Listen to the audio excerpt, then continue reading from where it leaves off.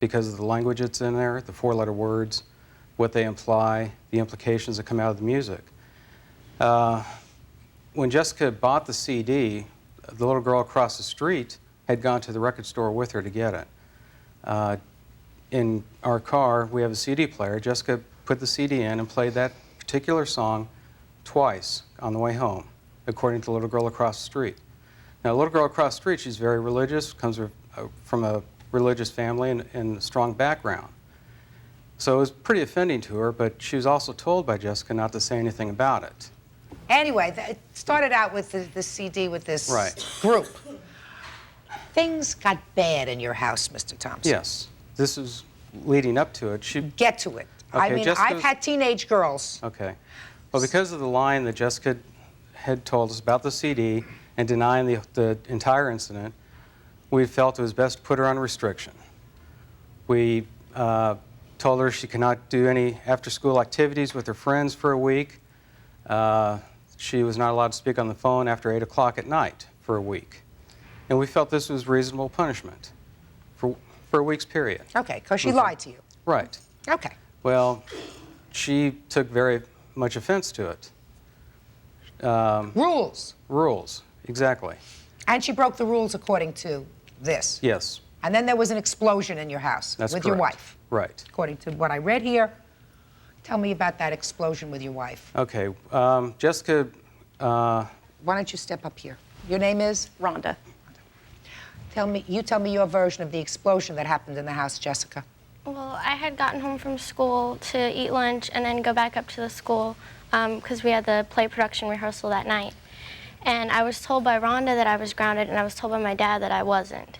So I was getting two sides of the story. So Rhonda came home early from work, and as I went to leave the house, she stepped in my way and wouldn't let me out the door. She grabbed me both by my arms right here, and she turned me around and she threw me against the wall. And then as I tried to move away, she pushed me back against the corner of the china cabinet. And then she finally sat me down in a chair and put her knee on me and then called my dad. Rhonda, let's hear. After I found out that Jessica wanted to go home, back to LA, I came home to talk to her about it, to find out if that's really what she wanted to do, or was she just wanted to go home because she didn't like the restriction and the rules, that we had set forth. In the course of the conversation, she goes, "I'm not talking to you. I'm leaving." I said, "No, you're not either. You need to stay here and we need to talk about it." And at the time, her dad was still at work, and he knew that I was coming home to talk to her. And when she tried to leave, I did stop her from leaving. I called her dad, and I said, "You need to come home now. We need to talk about this." And that's what I did. How did you stop her? I did put her in a chair, and I said, "You will sit there till I get your dad on the phone, and you can talk to him." We got him on the phone. She talked to him. She even told him, "I'm not staying here. I'm leaving." And he said, "No, you need to stay there till I get home." And she did. She stayed. Mm-hmm. And when he came home, what was the discussion, sir? I was trying to get both sides of the story to figure out what all went on. Jessica did appear to be very unruly. Rhonda said that she was swearing, saying that she was leaving, she was running away, she was going to take the car. It seemed to get way out of hand. Okay, now, so it all got out of hand. Bottom line is, you ultimately canceled the ring. That's correct. And you canceled the ring, why?